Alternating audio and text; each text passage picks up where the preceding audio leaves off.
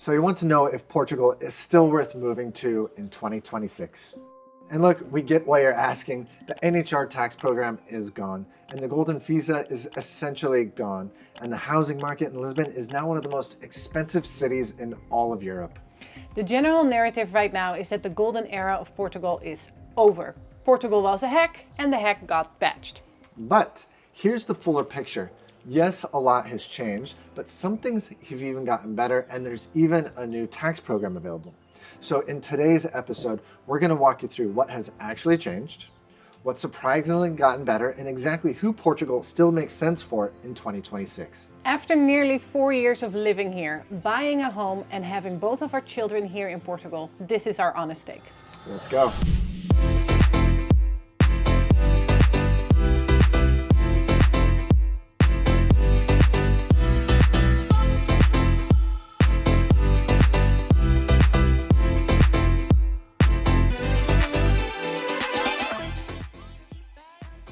Hi everyone, welcome back to our channel Nations Without Borders. My name is Josine. And I'm Eric, and together with our daughter Nora and our son Max, we are the Nation family.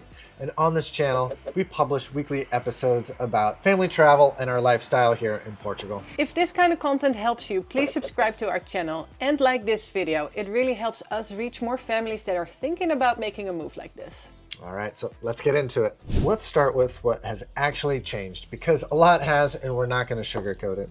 When we moved here in 2022, Portugal was the most attractive option in the EU to gain EU residency and work towards citizenship and have a tax advantage program. But that golden era has unfortunately come to an end, and here's what that actually means. The first big change is the NHR, the non-habitual resident tax status. It was one of the biggest draws for expats because of a flat or reduced tax rate on foreign income, valid for 10 years, like incredibly attractive. NHR, as most people knew it, ended on January 1st, 2024. But, and this is important, it just didn't disappear. It was replaced by a new program called IFISI, which stands for, in English, the Tax Incentive for Scientific Research and Innovation. But most people just call it NHR 2.0. And here's the thing that's getting lost in all the doom and gloom coverage you might see online, is that IFISI is actually more favorable in some specific ways than NHR 1.0 for those that actually qualify. Yeah, the keyword here is qualify. IFISI is narrower than NHR 1.0. It's targeted at professionals in research, technology, and innovation, so not retirees or general remote workers. There are 7 qualifying routes, and the most accessible one is through working at a certified startup. But here's what makes IFISI more powerful if you're eligible, and that is that you get a 20% flat tax rate on your qualifying Portuguese income and full exemption on most foreign sourced income like dividends, interest, capital gains on foreign securities, royalties, rental income from abroad, and that's all exempt for 10 years, so that's pretty sweet. NHR 1.0 had a condition attached to that foreign income exemption, but IFISI does not. So if you have foreign capital gains, IFISI is actually better. The caveat here, pension income is not covered under IFISI. So where the NHR 1.0 used to have a 10% flat rate on pensions, in the new one you don't. So if you're a retiree, NHR 2.0 doesn't apply to you. IFISI requires you to be actively working in Portugal every year, and you can't just be a passive or part-time resident like you could with the golden visa. But the startup route is accessible to most working professionals, and you don't need like a specific degree or anything. And as of March 2026, just last month, the first IFISI approvals have been confirmed. So this is real, it's working, and if you think you might qualify, it's absolutely worth getting a specialist to look at your situation. If you want to know more about IFISI, we interviewed Zev. He's a lawyer over at the Fresh Legal Group, and we did an episode and an interview with him all about IFISI, and you can check that out and watch that here. And we'll also put a link in the description to a full guide that Fresh Legal does on their website. So if you're a tech worker, a researcher, or you work for or plan to join a startup in Portugal, the tax situation is not as bleak as you may have heard. One of the other big changes in recent years is the immigration agency. The agency used to be called CEF, and then it switched to AMA, which, as you can imagine, had a whole bunch of challenges and issues on its own. We've noticed some negatives and positive outcomes from this transformation. Yeah, one of the positives, you can now renew your residence permit online. That is real improvement. No appointment, no queues, no stress. But here's what you should know. AMA is significantly stricter from S. as it ever was before. One mistake in your documents, wrong date or missing page or one missing line, and they'll just immediately reject you. And there's no like, come back next week for the missing document. They kind of have like a zero tolerance policy. So get your documents in perfect working order before you submit. And if you need to, work with your lawyer for the more complicated processes. Another big change Portugal has made is in the Golden Visa program. It used to be that you could invest in Portuguese real estate for like 500,000 or more and then gain residency. However, the real estate pathway was eliminated in 2023, and this was a huge deal. Yeah, and investment routes technically do still exist through either funds or donations, but we'll discuss more details on that later in the video. But the accessibility that made the Golden Visa famous, that's gone.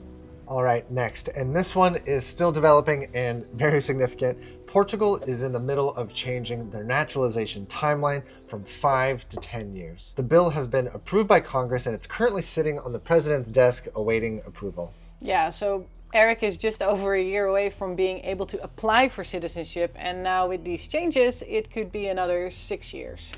That's extremely disappointing. And as of when we're filming this, the law hasn't been finalized, but it's looking like it's going to pass in some form in the coming weeks. We'll see. But if citizenship is your primary reason for moving to Portugal, you need to factor this into your planning. You may want to compare Portugal's timeline to other European countries like France, Malta, or Cyprus. All right, and something else that has changed for the worse is housing.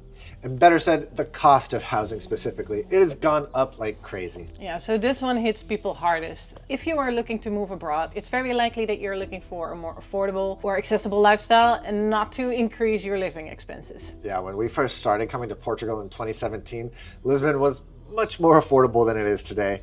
And then I'm not just talking about rent. Right now, the actual housing prices have doubled since 2015, and Lisbon is one of the most expensive cities in Europe. And the Portuguese housing market is the #1 most overvalued and inflated market in all of the EU. Yeah, and as said, this is mainly happening in and around the most popular areas like Lisbon. The interior of Portugal still has affordable locations. But still, if a more affordable life is one of your main reasons to move to Portugal, you might need to rethink your options. And the last change that has happened more for the worst, before we talk about what has improved, is the cost of living. And it's not just rent and home prices, things like groceries, utilities, restaurants, it's all gone up. And Portugal was once known as one of the more affordable places in Europe, but lately over the past few years, that's no longer the case, at least especially in the major cities. Yeah, well, salaries have also gone up here, which is actually good for Portugal as a country, but they haven't kept pace with the cost of living. That's the same as in the US as in the Netherlands, but the average local salary is still well below the European average. So for Portugal, didn't just become more expensive for people with a foreign income, it became even more unaffordable to locals, which is unfortunate. Yeah, so if your plan is to come here and retire in Portugal on a fixed income, just be conscious of which location you choose and plan your finances accordingly. Okay, now let's talk about what has improved. And this is the part that a lot of noise on the internet misses. It gets so caught up in what's gotten worse that you'll miss what's actually gotten better. So there are some real improvements here, and some are quite significant. We already covered an improvement earlier actually, which was the NHR changed into EFICI. Even though many will disagree, it's actually a step in the right direction for the country. As said, this is an unfortunate change for some people like retirees, but I want to emphasize here again that this change is actually an improvement to others. Yeah, so Portugal is actively trying to attract the right kind of professional talent that it wants to contribute back to the economy and the startup ecosystem. So if you're in that category, this is a positive development, not a setback. Just don't let the general doom narrative make you overlook something that could actually benefit you. So make sure you look into it. All right, this next improvement is for the families. And I don't understand why no one else is talking about this, because since 2025, Portugal introduced universal free daycare and preschool.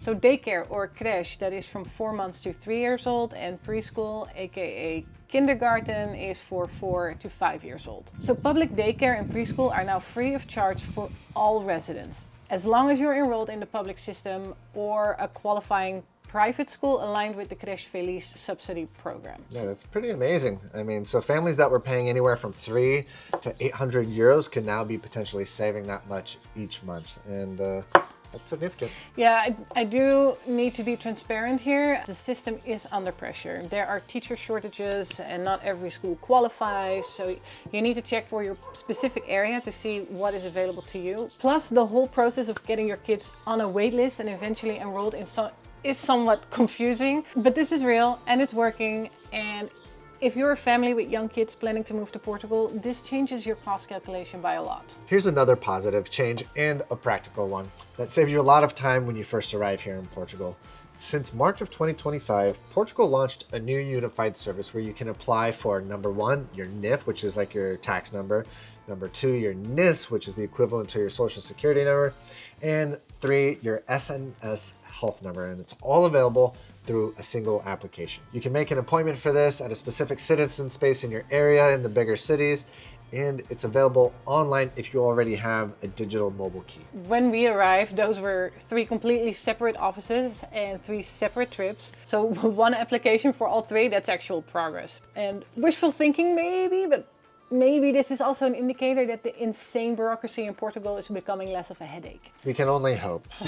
Slowly over time, things are becoming more digitized and a little bit more efficient, but we've seen some progress ever since we moved here. All right, let's talk about another positive change in recent years, which is the introduction of the D8 visa, Portugal's digital nomad visa, which launched just a few years back in 2022. Before that, remote workers had to rely on visas like the D7, which was designed more for retired folks and people with passive income, not active income.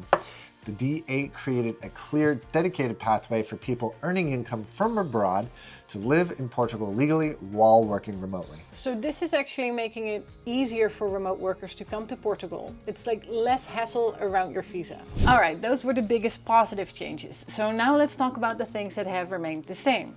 The things that made us fall in love with this country in the first place and that are actually still keeping us here. So first off, the weather. The weather is amazing here for a big chunk of the year, but some people come to Portugal and expect it to be all sunny year round if you're like in the Algarve or something, and that's just not true. Portugal actually does have a winter here, albeit it's pretty mild compared to like Northern European countries, but there are winter months here. It does get pretty chilly, and because the houses aren't very well insulated, at least a lot of the older ones, a lot of the times the houses are even colder than it is outside. So for a big chunk of the winter, there are winter storms. It does get rainy, it does get cold. So just have that expectation in mind when you come here. It's not sunny all year round, but yeah. A lot of the time it is though. I really like that. Yeah. The second thing is the public healthcare system, aka the SNS. They are treating more patients than ever, and the system has gotten better at prioritizing care. But I want to be honest, apparently around 1.1 million people are still waiting for specialist appointments, and many people still don't have a family doctor. So availability hasn't kept pace with the demand. No. Therefore, most foreigners, including us, have private healthcare that covers private clinics. So you use public when it works for you and private when you need faster access on demand. The combination is still very affordable compared to the US or northern parts of Europe. Another thing that remained the same, unfortunately, bureaucracy is still bureaucracy. Portugal is not going to win any awards for speed or simplicity, but as mentioned, the online systems have been improving. Renewing your residence permit online is now possible. Tax filings are increasingly more digital. The one appointment for your NIF, NIS, and SNS number. Yeah, but I wouldn't say the bureaucracy has become significantly less in the last years. It's still there, and you still need to include a buffer and extra patience when you're in need of any government services. So make sure you have a good lawyer for the important stuff, for the more complex processes, and just accept sometimes that you're gonna have to wait. True, true. And honestly, the more you fight it, the more frustration and stress it will create. So you better just laugh about it and accept that this is part of living here. And another thing that has remained the same, which is a very good thing, is the pace and quality of life. The kindness of people, and the relaxed and laid-back vibe. The way Portuguese culture is so friendly and accommodating towards babies and children. And we are a mixed family. Eric is American, I'm Dutch, and our kids are growing up as Portuguese. Nora is already learning and speaking Portuguese. Integrating in a foreign country is hard, but we feel like the character of the Portuguese people, the Portuguese culture, and just the general vibe here has made it easier for us to feel at home faster. So that doesn't change with a policy update or law changes. Okay, so based on everything that we've walked through, who does Portugal still make sense for in 2026? Portugal still works for retirees and people with passive income.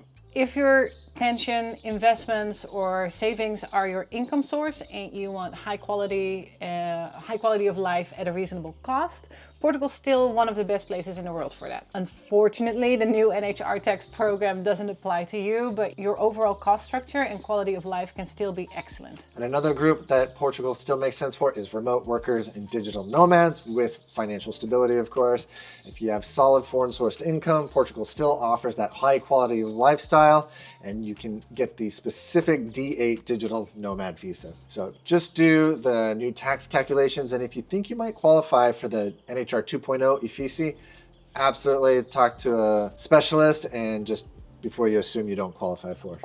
Another group is families, particularly remote working families. And the quality of healthcare, affordable childcare, the safety, the schools, the outdoor lifestyle. This is all a big factor for many. And then there are the tech and startup professionals. So especially with EFICI, if you work in research, technology, or a certified startup, Portugal is actively trying to attract you right now with a tax deal that is in some specific ways better than the last one. Then investors who want EU residency through the golden visa. The real estate route of this visa got eliminated in 2023, but you can still qualify for a golden visa by investing a minimum of 500,000 euros into a qualified fund. So there are over 23 regulated funds available right now for this route. Okay, it's not a cheap option, but if you have the capital and want a legal path to EU residency, this is still a real pathway. Yep, and another group that Portugal is still a good fit for is people that aren't in the rush to get the Portuguese passport, because as you've seen with the nationality law changes, they're probably going to be moving to 10 years soon.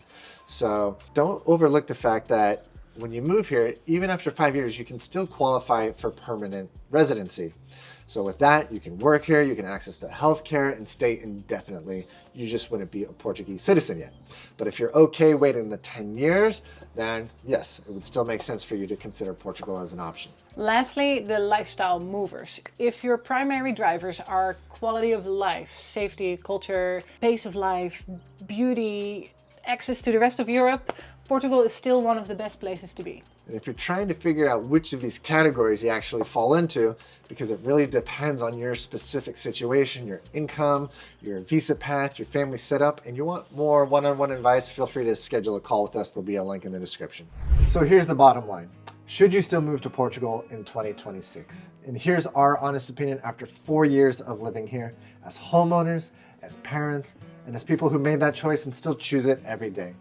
Portugal still works for you if you're coming here for the right reasons and with realistic expectations, and not just to save money on taxes or a quick path to citizenship. Yeah, it will be a real struggle if you have unrealistic expectations or rely on local income sources while maintaining your old lifestyle from, for example, the States. It's no longer the easy mode expat destination as it was in 2015 or even 2022. The golden days of low-cost, affordable real estate and accessible tax incentives is behind us. Anyone telling you otherwise is just selling you something. But here's the reason that we live here.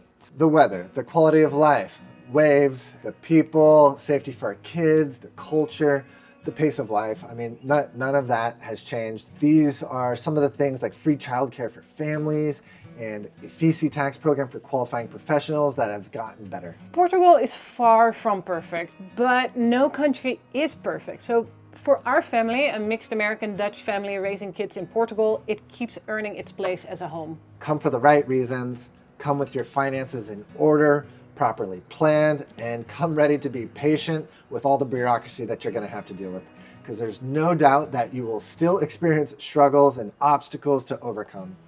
But as long as you got some grit and determination and persist through it, after a year or two, you'll be a pro at dealing with all the Portuguese bureaucracy. Yeah, so now we want to hear from you. Are you thinking about moving to Portugal? Are you already here? What's your biggest question right now? Drop it in the comments and we will read them all and we'll answer there as many as we can. If this video helped you, please give it a like. It makes a real difference and helps other families who need it. Yeah, and subscribe if you want to follow along with our life here in Portugal. New videos every week. Thank you for watching, and remember, Explore life beyond borders. Bye Ciao, bye. bye. Doei. Deja.